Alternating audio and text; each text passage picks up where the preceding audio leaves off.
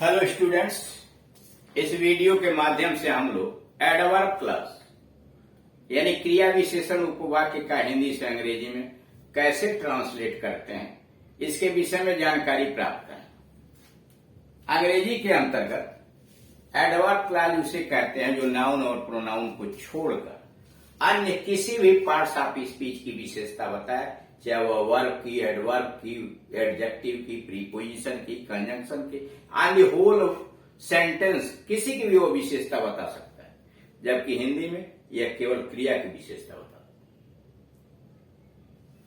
यह adverb clause समय प्रकट करने के लिए आता है, स्थान प्रकट करने के लिए आता है, कारण प्रस्तुत करने के लिए आता है, उद्देश्य, शर्त, तुलना, प्रभाव, ये सारी बातें बताने के लिए जो क्लॉज आता है उसे एडवर्ब क्लॉज कहते हैं। उसी के विषय में यहां जानकारी दी गई है। Study the complex sentences adverb clause. Adverb clause subordinate conjunctions यानी स्थान बताने वाले, समय बताने वाले, कारण बताने वाले, उद्देश्य बताने वाले, प्रभाव बताने वाले, तुलना बताने वाले, शर्त प्रकट करने वाले उपवाक्य एडवर्ब क्लॉज के अंदर रखे जाते हैं।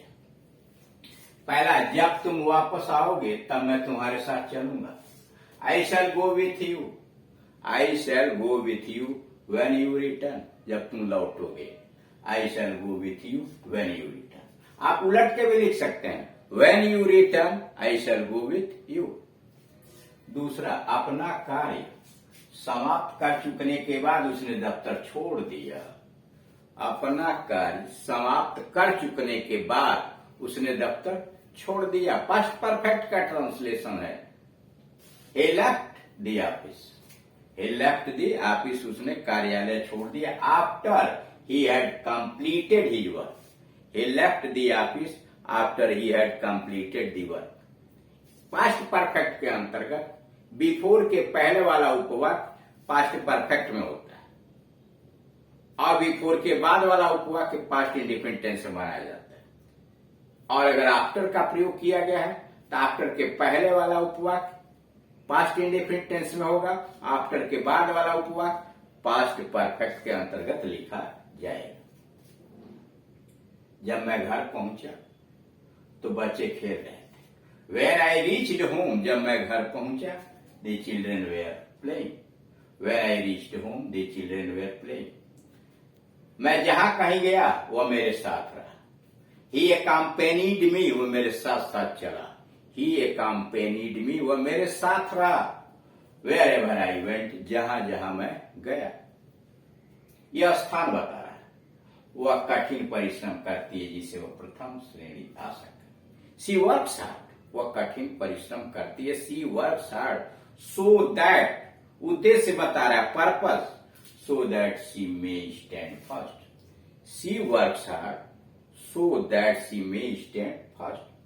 कठिन परिश्रम करो, कहीं ऐसा न हो तुम फेल हो जाओ। कठिन परिश्रम करो, कहीं ऐसा न हो तुम फेल हो जाओ। Work hard लेस्ट you should fail. Work hard लेस्ट you should fail. सातवां, अगर तुम इस साइकिल का मूल्य दे दोगे तो तुम इसे ले जा सकते हो। अगर तुम इस साइकिल का मूल्य दे दो तो तुम ले जा सकते हो।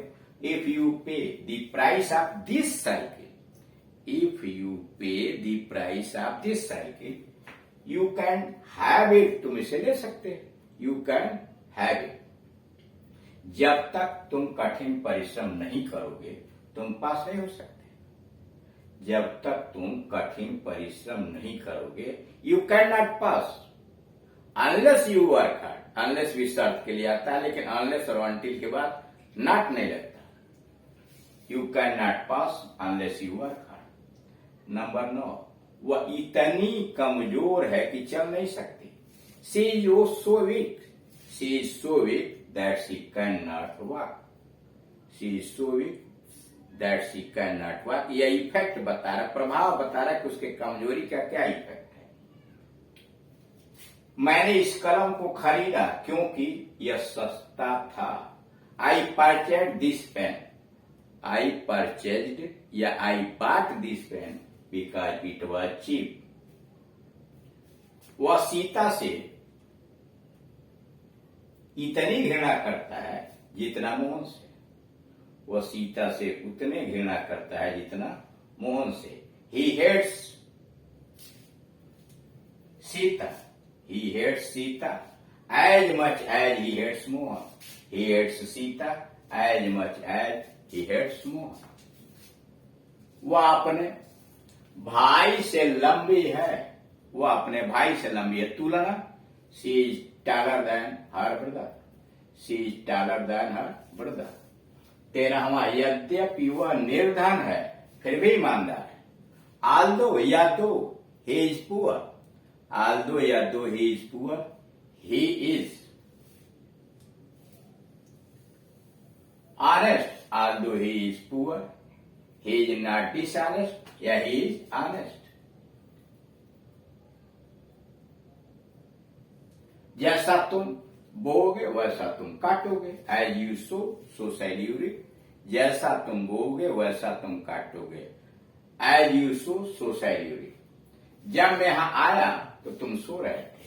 When I came here, जब मैं यहां आया, you were sleeping. When I came here, you were sleeping. यद्यपि वह निर्धन है तो भी बेईमान नहीं। Although he is poor, he is not dishonest. Although he is poor, या though he is poor, at भी लिख सकते हैं, at he is not dishonest. तुम्हारी वह सुधा से अच्छा नाचती है। Your sister dances. Your sister dances better than Sudha. Your sister dances better than Sudha. वह आज नहीं जा सकता क्योंकि वह बीमार है। He cannot go today. He cannot go today because he is ill. अगर तुम सच बोलोगे तुम्हें सब प्यार करेंगे। If you speak the truth, अगर तुम सत्य बोलोगे, if you speak the truth, all will respect you. If you speak the truth, all will respect you. थोड़ा खाना खाओ, कहीं ऐसा ना हो बीमार पड़ जाए। Eat less food. Eat less food. Lest कहीं ऐसा न हो कि you should fall ill. Lest eat less food. थोड़ा भोजन करो। Lest you should fall ill. यदि वह सत्य बोलेगा तो उसका सब सम्मान करेंगे। If he speaks the truth, if he speaks the truth, all will respect him. सभी उसका सम्मान करेंगे। All will respect him. गाड़ी छूट जाने के पश्चात हम स्टेशन पहुंचे। We reached the station. We reached the station after the train had started. We reached the station after the train had started. सावधानी से चलो, कहीं ऐसा ना हो गिर पड़ो। Walk carefully, सावधानी से चलो। Walk carefully, lest कहीं ऐसा ना हो you should fall down. Lest carefully, walk carefully, सावधानी से चलो, lest कहीं ऐसा ना हो you should fall down. उसने इतना परिश्रम किया, he worked so hard. He worked so hard that he lost his health. He worked so hard, उसने इतना मेहनत किया that he lost his health.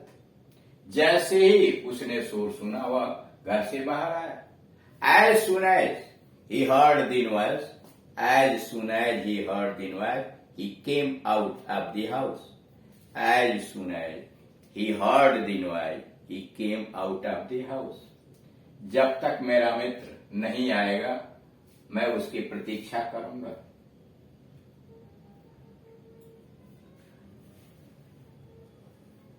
Until my friend will come. Until my friend comes, will नहीं, until my friend comes, I will wait him, या I shall wait for him. Until my friend comes, जब तक मेरा मित्र नहीं आएगा, present indefinite tense, I shall wait him. तो इस तरह से आपने देखा कि एडवर्ब क्लास का प्रयोग किस प्रकार से कॉम्प्लेक्स सेंटेंस बनाने में करते हैं। इसमें विशेष सावधानी क्या है, जब व्हेन आएगा तो की या तब की अंग्रेजी देन नहीं होगी। जब भी व्हेन आप लिखेंगे तो के लिए कामा लगाएंगे और तब की यानी देन अंग्रेजी आप नहीं लिखेंगे। ठीक उसी तरह से एज सुन एज यूं ही आएगा, तो भी तो की अंग्रेजी आप नहीं लिखेंगे।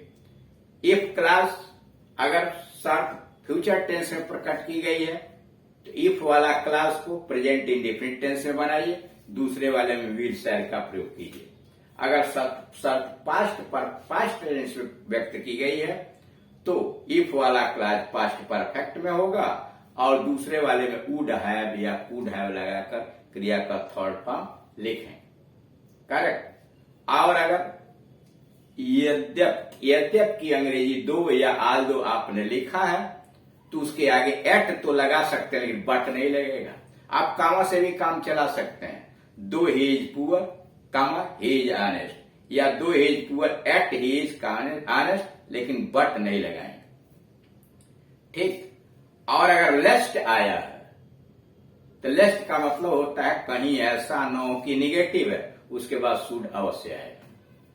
सो दैट का प्रयोग कंजंक्शन में हुआ है और वाक्य अगर प्रेजेंट टेंस में है तो आगे में आएगा। ही वर्क्स हार्ड, वह मेहनत करता, सो दैट ही मे पास। और अगर वह पास्ट टेंस में है, ही वर्कड हार्ड, उसने मेहनत किया, सो दैट ही माइट पास, तो माइट लगेगा। अनलेस शर्त के लिए आता है, लेकिन जब अनलेस आएगा तो उसके आगे नॉट नहीं लगाएंगे। अनटिल टाइम के लिए आता है, समय प्रकट करने के लिए। अनटिल भी जब आएगा तो उसके आगे आप नॉट का प्रयोग नहीं करेंगे। यह है एडवर्ब क्लास। Thank you.